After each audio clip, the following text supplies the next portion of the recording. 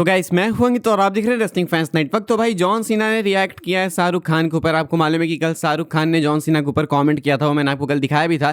Actually Q&A कर रहे थे शाहरुख खान, तो वहाँ पे इनसे क्वेश्चन पूछा गया जॉन सीना को लेकर। तो शाहरुख ने बोला कि जॉन सीना तो बहुत ही अच्छा इंसान है, काफ़ी हम्बल है, काफ़ी काइंड है। सीना रिएक्ट करते हैं एंड लिखते हैं शाहरुख खान के ट्वीट को कोट करके, will never forget your kindness and our conversation. Thank you for the constant inspiration to me personally and your fans around the world. तो कहते हैं जॉन सीना कि मैं कभी भी नहीं भूलूंगा तुम्हारी काइंडनेस को, यानी कि शाहरुख खान की काइंडनेस की बात कर रहे हैं। कहते हैं कि मैं कभी भी नहीं भूलूंगा तुम्हारी काइंडनेस को, एंड हमने जो बातचीत करी थी, हमारी जो कॉन्वर्सेशन थी, उसे भी मैं कभी नहीं भूलूंगा। थैंक्स बोलते हैं यहाँ पे शाहरुख खान को इंस्पिरेशन बनने के लिए। कहते हैं कि काफ़ी ज़्यादा इंस्पायर हुआ एंड ये पहली बार नहीं है, सीना ने मल्टीपल टाइम्स कह रखी है चीज़ कि वो शाहरुख खान से बहुत ही इंस्पायर्ड है, शाहरुख खान से काफ़ी कुछ सीखने को मिला है। शाहरुख खान के डायलॉग्स तक जॉन सीना को मालूम है। तो कहते हैं कि पर्सनली मेरे इंस्पिरेशन बनने के लिए आपको बहुत बहुत थैंक्स। एंड कहते हैं कि आप ये जो इतने सारे लोगों के इंस्पिरेशन है, यानी कि अपने फैंस के जो इंस्पिरेशन है, उसके लिए भी आपको थैंक्स। तो जॉन सीना तो भाई देखो जबरा फैन है शाहरुख खान के। देखा तो रेफरेंस, मैं मूवी ज़्यादा देखता नहीं हूँ लेकिन इतना तो पता है मुझे, जॉन सीना जबरा फैन है भाई शाहरुख खान के। एंड शाहरुख खान ने भी कल जॉन सीना को tweet, actually John Cena retire होने भाई, तो मैं एक्सपेक्ट करता हूँ कि जॉन सीना को लेके शाहरुख खान एक ट्वीट भी डालेंगे जब जॉन सीना रिटायर होंगे। तो इतना तो बनता है भाई, अगर जॉन सीना इतना इंस्पिरेशन मानते हैं। एंड ऐसा भी नहीं है कि जॉन सीना कोई छोटा मोटा नाम है भाई, John Cena is a Hollywood star, WWE superstar. India में खुद जॉन सीना का बहुत ही बड़ा नाम है। तो ऐसे में शाहरुख खान भाई जॉन सीना को हम्बल एंड काइंड बोलते हैं, तो जॉन सीना बोलते हैं कि आप भी कुछ कम काइंड नहीं हो। दोनों को कहते हैं पहले आप वाली बात है। जॉन सीना कहते हैं कि इंस्पिरेशन बनने के लिए शुक्रिया, थैंक्स कहते हैं जॉन सीना शाहरुख खान को। आगे बढ़ते हैं गाइस, हम लोग बात करते हैं रोंडा राउजी के बारे में। तो हर कुछ दिन में आप लोग भी पूछते हो कि भाई रोंडा राउजी WWE में कब वापस आएगी, कभी आएगी या फिर नहीं, क्या हम एक्सपेक्ट करना चाहिए या फिर नहीं। इस पर खुद रोंडा राउजी एक बार फिर से कमेंट करती हैं, जो कि हर 2 महीने में एक बार वो कर ही देती हैं। एंड हर बार कुछ अलग अलग बोलती हैं भाई, इस बार कुछ और स्पेशली बोल दिया इन्होंने, अलग ही बोल दिया।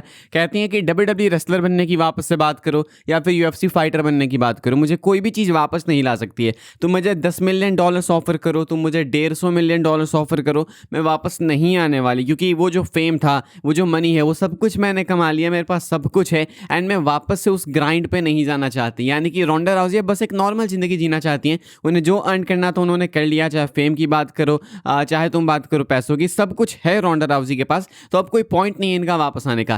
कहती हैं लेकिन हाँ 10 मिलियन 150 मिलियन में तो मैं वापस नहीं आने वाली हूँ। अगर कोई $1 बिलियन ऑफर करे तो देन हम लोग पक्का बात करेंगे एंड देन मैं वापस आ सकती हूँ। तो अगर WWE को रोंडा राउजी को वापस लाना है तो $1 बिलियन कम से कम देने होंगे, या फिर अगर UFC को वापस लाना है तो रोंडा राउजी को $1 बिलियन देने होंगे। सऊदी अरेबिया ये चीज़ कर सकती है डेफिनेटली, लेकिन मुझे लगता नहीं कि सऊदी अरेबिया एक फीमेल सुपरस्टार में इतना इन्वेस्ट करना चाहेगी। एंड दूसरा कि इतना तो भाई ये ब्रॉक लेसनर को भी नहीं देंगे। मतलब पैसा इसका मतलब ये थोड़ी कि कुछ भी आप नंबर बोल दो आपको उतना मिल जाएगा, तो ये तो अब मतलब कभी नहीं होने वाला। बेसिकली रोंडा राउजी ने यही बोल दिया $1 बिलियन बोल के कि कुछ भी हो जाए मैं वापस नहीं आने वाली हूँ। हालांकि वो अलग बात है कि 3-4 महीने पहले कुछ और कह रही थी, उसके 3-4 महीने पहले कह रही थी कि वो इंटरेस्टेड हैं WWE कमबैक में। एंड एक बात तो मुझे याद है कि TKO वाले इनके साथ कॉन्वर्सेशन में भी थे। तो पता नहीं क्या चक्कर है भाई, हमेशा इनका ओपिनियंस एंड इनकी बातें चेंज होते रहती हैं।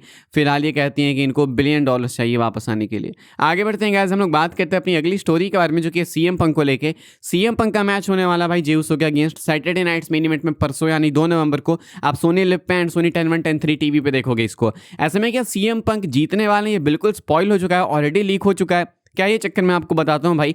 एक्चुअली मैं शॉर्ट आउट देना चाहूँगा मनीष सोनी को, जिन्होंने इंस्टाग्राम नहीं ट्विटर पे मुझे न्यूज़ भेजी। आप भी चाहो तो भाई कोई ऐसी न्यूज़ है जो कि मेरे से मिस होगी तो आप मुझे भेज सकते हो ट्विटर पे, नहीं तो इंस्टा पे। अगर मैं कवर करूँगा तो आपको शाउट आउट मिलेगा। तो ट्विटर पे भाई भेजी है मुझे न्यूज़ मनीष सोनी ने। एंड मनीष भाई ने क्या भेजा कि इन्होंने गूगल सर्च किया कि कौन बना चैंपियन सेथ के टाइटल वैकेट करने के बाद। तो आंसर गूगल पे क्या आ रहा है आप ये देख सकते हो। CM punk became the new world heavyweight champion after defeating J Uso on November 1st 2025. Seth Rollins was stripped of the title due to a shoulder injury he sustained and the vacant title was contested in a match between Punk and Usos. तो यहाँ पे भाई Google ने साफ साफ बोल दिया कि CM पंक जो है ना वो जे उसो को हरा के 1 नवंबर को वर्ल्ड चैंपियन बन गए। सेथ रॉलिंस ने टाइटल वेकेट करी थी, इसके बाद मैच हुआ था जे उसो CM पंक का। एंड यहाँ पे विक्ट्री मिल गई CM पंक को, बन के चैंपियन, वैकेटेड टाइटल उनको मिल गई। एंड कमाल की बात है कि अभी तो आया भी नहीं है Saturday Night's Main Event, US के अकॉर्डिंग भी अभी 1 नवंबर नहीं हुआ है। तो ऑब्वियसली ये फेक है, मतलब गूगल का सर्च एरर है। लाइक ये स्क्रीनशॉट फेक नहीं है।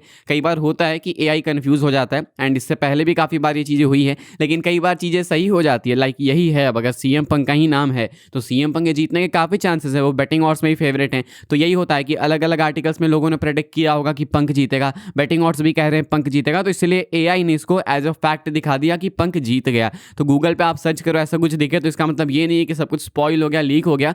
गूगल इसी तरीके से वर्क करता है एंड एआई तो स्पेशली ऐसे काम करता है। विकीपीडिया पे ये चीज़ें ज़्यादा होती हैं, अब तो कम होती हैं, लेकिन ये चीज़ें पहले विकीपीडिया पे ज़्यादा होती थी। तो हाँ, चांसेस बहुत ज़्यादा हैं कि पंक जीतेंगे, लेकिन अगर आप गूगल करो एंड ऐसा कोई आंसर अभी आपको मिले तो इसका मतलब ये नहीं है कि शो टेप हो गया है, ये बस सर्च एरर है और कुछ नहीं है। आगे बढ़ते हैं, हम लोग बात करते हैं अगली स्टोरी के बारे में जो कि जॉन सीना को लेके। तो भाई जॉन सीना का आखिरी अपोनेंट शायद आपको देखने को मिल सकता है सर्वाइवर सीरीज में, यानी कि जॉन सीना का आखिरी अपोनेंट सर्वाइवर सीरीज में उनको फेस नहीं करेगा। कहने का मतलब है कि सर्वाइवर सीरीज में जब जॉन सीना का मैच खत्म हो जाएगा तो उनका आखिरी अपोनेंट वहां पे इमर्ज हो सकता है। हालांकि एक अपडेट अपनी ये थी कि जॉन सीना के लिए टूर्नामेंट होगा, लाइक जैसे वर्ल्ड टाइटल के लिए होता है वैसे ही सीना के लिए एक टूर्नामेंट होगा, जो टूर्नामेंट जीतेगा वो फेस करेगा जॉन सीना को सैटरडे नाइट्स मेन इवेंट में उनके आखिरी मैच में। ये भी प्राइज से कम नहीं है, वर्ल्ड टाइटल से कम नहीं है सीना को आखिरी मैच में फेस करना, तो इसके लिए टूर्नामेंट हो सकता है ऐसा बताया गया। एंड कहा गया था कि शायद गुंथर जीतेंगे उसको, लेकिन ऐसा भी हो सकता है कि सर्वाइवर सीरीज में सीना जिसको भी फेस करेंगे उस मैच के खत्म होने के बाद उनका आखिरी अपोनेंट उनके सामने आ सकता है।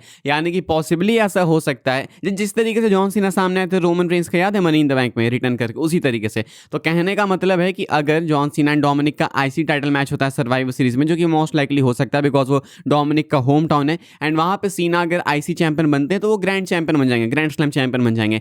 एंड जब सीना आईसी चैंपियन बन जाएंगे तो आ सकते हैं गुंथर उनके सामने, एंड यहीं पे भाई मैच अपना सेट हो जाएगा for Saturday Night's Main Event. क्योंकि बिल्ड हमें करना है ना, तो बीच में कैसे बिल्ड होगा, या तो टूर्नामेंट आप करोगे, टूर्नामेंट नहीं करोगे तो इसी तरीके से सीना का अपोनेंट उनके सामने आएगा एंड मैच सीधा सेट हो जाएगा सैटरडे नाइट्स मेन इवेंट के लिए। एंड वहां पे गुंथर जीते या सीना जीते, गुंथर ही जीतेंगे अगर टाइटल मैच होगा तो, वो बात की बात है। तो फिलहाल भाई ये भी एक तरीका है जिससे सीना का अपोनेंट डिसाइड किया जा सकता है, एंड इस तरीके से गुंथर या जो भी सीना का आखिरी अपोनेंट होगा भाई वो अपीयर हो तो आपको देखने को मिल सकता है। हम लोग बात कर लेते हैं गाइस अपनी आखिरी स्टोरी के बारे में, जो कि बियांका ब्लेयर को लेके, बियांका के रिटर्न को लेके न्यूज़ निकल के सामने भाई ये कब वापस आने वाली है, क्या अपडेट है, लेटेस्ट क्या है, मैं आपको बता देता हूँ। बियांका ब्लेयर को एक्चुअली फिंगर इंजरी हुई है एंड उसके बाद से अभी तक वो देखने को मिली ही नहीं है।